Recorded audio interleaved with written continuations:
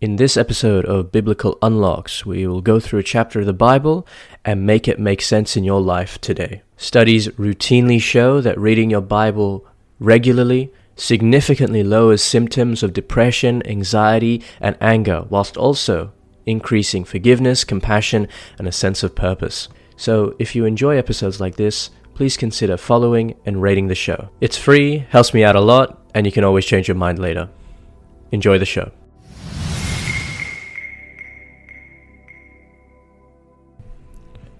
Hello and welcome back to another episode of Biblical Unlocks. Today we're going to go through Exodus 22, which is immediately after the 10 Commandments we saw before. And in this particular chapter we're going to go through a group of case laws that apply to the 10 Commandments, the Decalogue. And it's going to move through clusters, so protection of property, required restitution for theft, guardianship and borrowing, personal injury, animal liability, sexual ethics, seduction, marriage, rejection of sorcery. All of these things are going to form the basis of the social justice and the laws that underpin Israel. So when we go through this, we're going to ask ourselves at the end, do we choose restoration or do we choose retaliation? How can we translate these ancient case laws into practical contemporary steps that we can apply in our lives today? Do we create clear expectations when we lend or trust people? Do we protect the vulnerable in our neighborhoods? So this is all going to be really important. So let's read verses 1 to 4. The focus here is theft and restitution. What do you do when someone steals? Exodus 22. When someone steals an ox or a sheep and slaughters it or sells it, the thief shall pay 5 oxen for an ox and 4 sheep for a sheep. If the thief is found breaking in and is struck dead, no blood guilt is incurred. But if it happens after sunrise, blood guilt is incurred. The thief shall make full restitution, or if unable to do so, shall be sold for the theft. When the animal, whether the ox or the donkey or the sheep, is found alive in the thief's possession, the thief shall pay double. Okay, now verses 5 to 13 is going to be concerned about the responsibility for animals, grazing, deposits, borrowing, and custody. So, who pays when entrusted property is lost? Let's take a look. When someone causes a field or a vineyard to be grazed over or lets livestock loose to graze in someone else's field, restitution shall be made from the best in the owner's field or vineyard. When fire breaks out and catches in thorns, so that the stacked grain or the standing grain or the field is consumed, the one who started the fire shall make full restitution. When someone delivers to a neighbor money or goods for safekeeping and they are stolen from the neighbor's house, then the thief, if caught, shall pay double. If the thief is not caught, the owner of the house shall be brought before God to determine whether or not the owner had laid hands on the neighbor's goods. Verse 9. In any case of the disputed ownership involving ox, donkey, sheep, clothing, or any other loss, of which one party pays, or one party says, "This is mine," the case of both parties shall come before God. The one whom God condemns shall pay double to the other. When someone delivers to another donkey, ox, sheep, or any other animal for safekeeping, and it dies or is injured or is carried off without anyone seeing it, an oath before the Lord shall decide between the two of them that the one has not laid hands on the property of the other. The owner shall accept the oath, and no restitution shall be made. But if it was stolen, restitution shall be made to its owner. If it was mangled by beast, let it be brought as evidence. Restitution shall not be made for the mangled remains. Okay, now, verses 14 to 17, we're talking about the hiring, lending, and the case of seduction.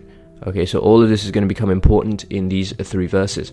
When someone borrows an animal from another, and it is injured or dies, the owner not being present, full restriction shall be made. If the owner was present, there shall be no restitution.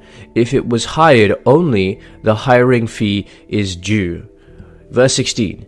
When a man seduces a virgin who is not engaged to be married and lies with her, he shall give the bride a price for her and make her his wife. But if her father refuses to give her to him, he shall pay an amount equal to the bride price for virgins. Okay, now, verses 18 to 20, we have prohibitions against sorcery, bestiality, and idolatry.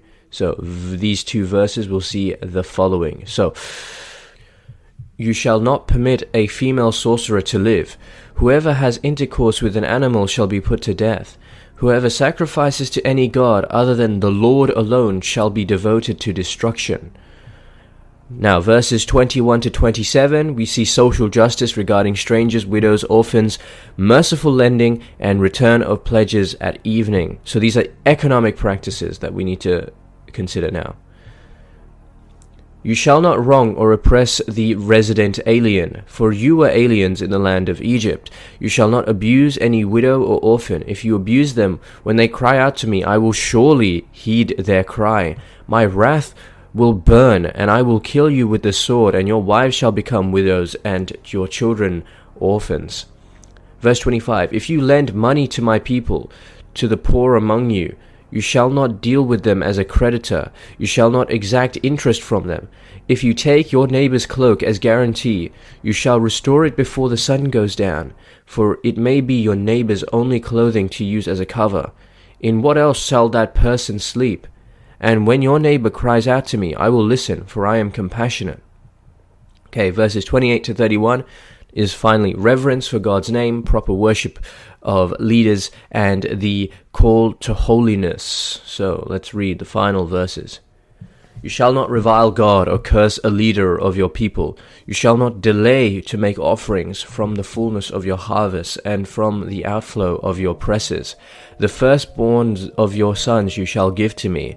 You shall do the same with your oxen and with your sheep. 7 days it shall remain with its mother. On the 8th day you shall give it to me. You shall be people consecrated to me. So you shall not eat any meat that is mangled by beasts in the field. You shall throw it to the dogs.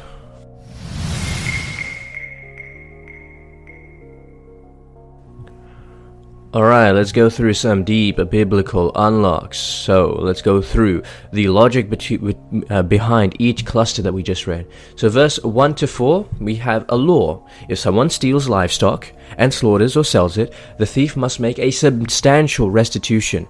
So, in most cases, it was paying double what they had stolen. If a thief is caught breaking in at night and is killed in the act, the defender is not held guilty. But if daylight reveals it, that is, if the sun comes up on their crime, the defender is guilty. And if the thief has nothing, he may be sold as a slave to pay restitution. So all of these rules emphasize full restitution and a remedy which is proportional to the act which has been committed. The principle here is restoration. The theft must be repaired to put the victim back in place as far as possible. And the law protects life whilst also protecting property.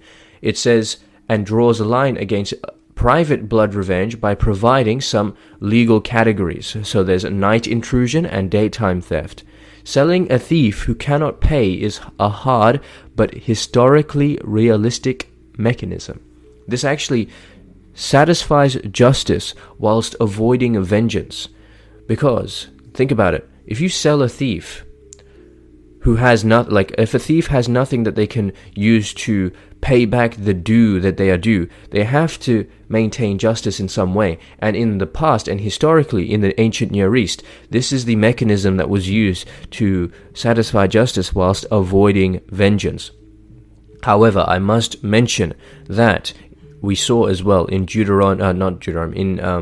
in Exodus 21 and so on and so forth, the idea of slavery and how it's vastly different to what we initially expect. So slavery is actually a set of social arrangements that took place during the ancient Near East in the time of the Israelites, where the vast majority of people, even a lot of people in Rome, a lot of people in many societies actually sold themselves as slaves, not because of any, like, it wasn't a, like, against my will, it's because of my skin color or race or things like that.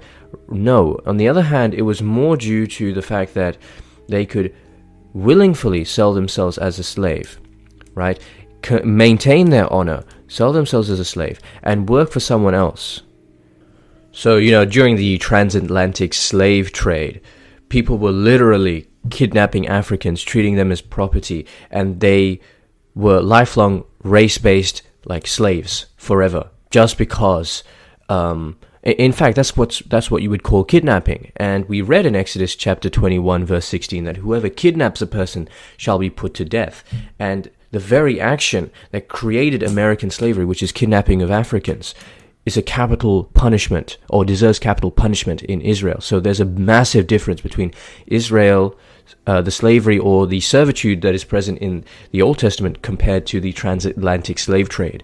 The second point here is that slavery, the word slavery, comes from the Hebrew word eved, which has a variety of meanings. It covers a spectrum, so it's really important that context is taken into account.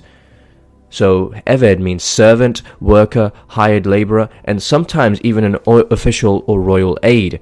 So most slaves in Exodus were debt servants, economic servants, not racial. If someone became poor, they could sell their labor to another family for a maximum of 6 years. This was basically a way of protecting yourself from bankruptcy in the ancient world, which meant you received food, shelter, stability, you could work off your debt, and you were freed in the 7th year. Can I just say something as well?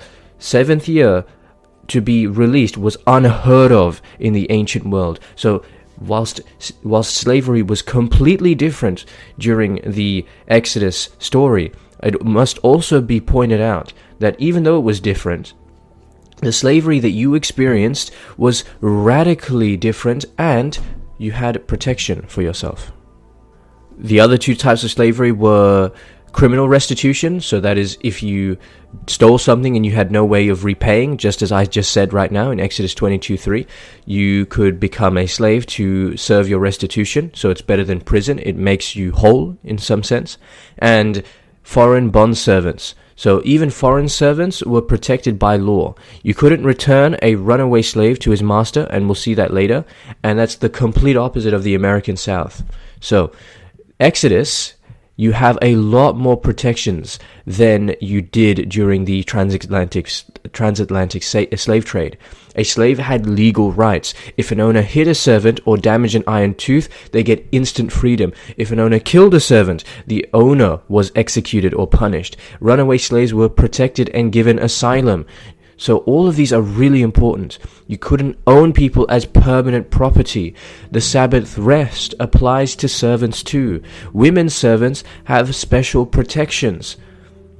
And more than that, it's true that the Israelites were slaves in Egypt. That is what you would call oppressive, brutal slavery. In fact, all of these laws on slaves were enacted because of the oppression that the Israelites themselves had faced during Egyptian slavery, saying, "You shall not treat people the same way Egypt treated you."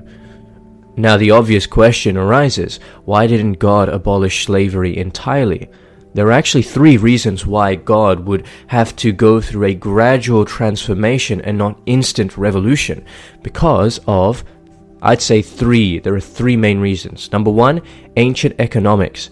There were no banks, right? There's no welfare, there's no police, prisons. So if you eliminate debt servitude overnight, that would mean starvation for the poor. We're still, this poor was still going to need some way of repaying their debts.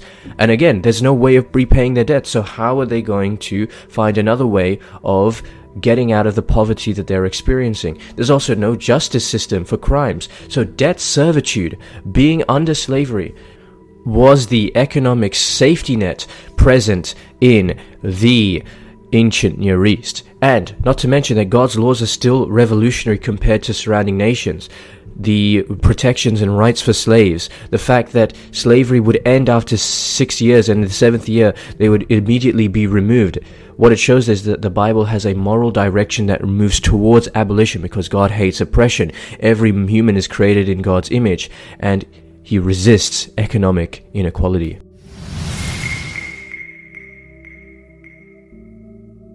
So that's it for this episode of Biblical Unlocks. This show is designed to help you keep up your habit of reading the Bible, understanding the Bible, and applying it in your daily life. I upload daily, so if you don't want to miss tomorrow's episode, feel free to rate the show and follow. Otherwise, just have a blessed day. And always remember, If you're not in your word, you're in your feelings. Godspeed.